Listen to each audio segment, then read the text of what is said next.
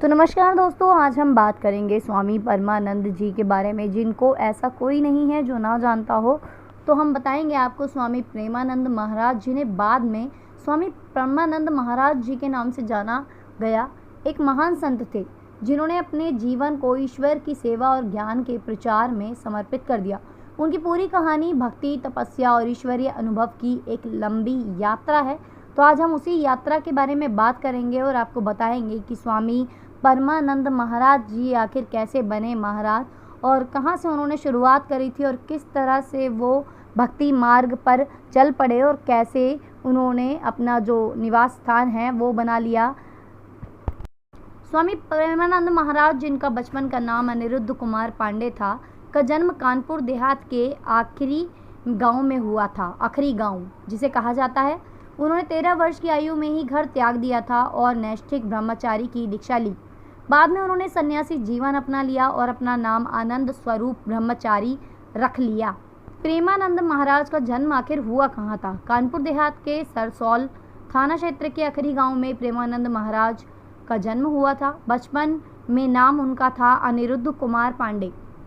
उनके पिता शंभू पांडे और माँ रामा देवी पांडे थी। खेती किसानी परिवार में उनके की जाती थी और वो किसानी परिवार में ही जन्मे थे। प्रेमानंद महाराज जी का एक भाई भी था जो कि संस्कृत के प्रकांड पंडित थे। प्रेमानंद महाराज का झुकाव बेहद कम उम्र में ही धर्म अध्यात्म की ओर हो गया। वो बड़े भाई के साथ श्रीमद्भागवत का पाठ करने लगे। हनुमान चालीसा का वो असंख्य बार पाठ कर लेते थे। 13 साल की उम्र में उन्होंने पहली बार दीक्षा ले ली। तब उनका नाम आर्यन ब्रह्मचारी पड़ा। यह बात भी कम लोगों को ही मालूम है कि उनके दादा ने भी संन्यास ग्रहण ले लिया था।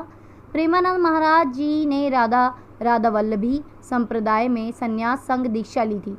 वहीं उनका नाम अनिरुद्ध पांडे की जगह आनंद स्वरूप ब्रह्मचारी पड़ा। मथुरा वृंदावन आगमन से पहले वो ज्ञानमार्गी थे।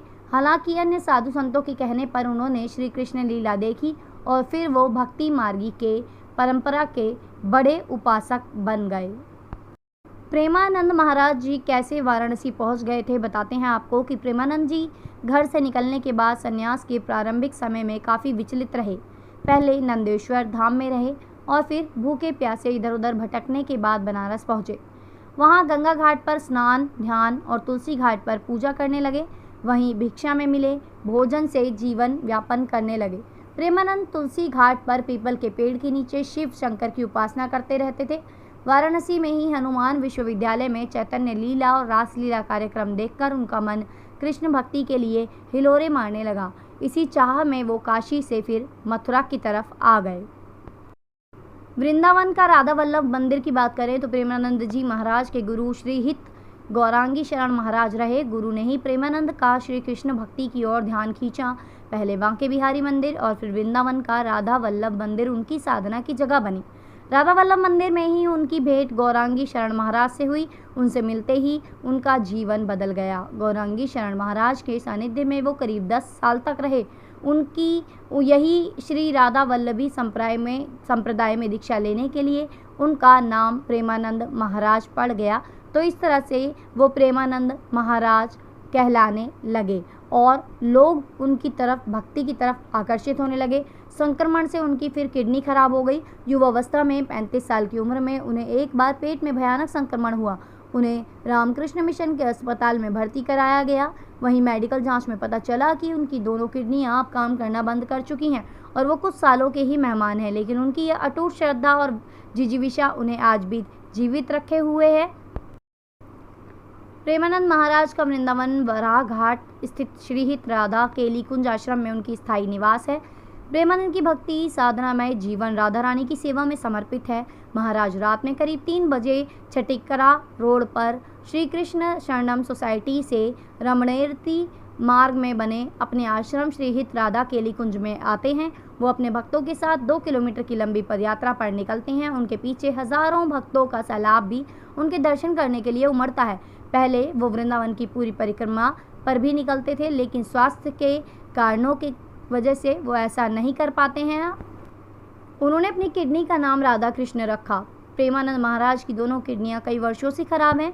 उनका पूरा दिन डायलिसिस यानी खून को साफ करने के लिए प्रक्रिया चलती रहती है।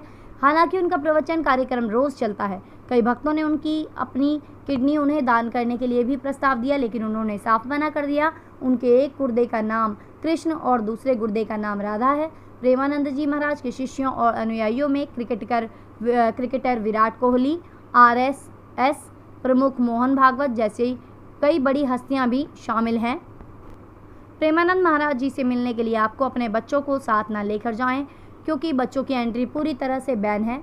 दिए गए समय के अनुसार आपको राधा केली कुंज पहुंचना होगा और आपका नंबर आने पर आपको महाराज जी के दर्शन कराए जाएंगे। अगर आप समय के बाद पहुंचते हैं तो आपका नंबर फिर दोबारा से लगाया जाएगा।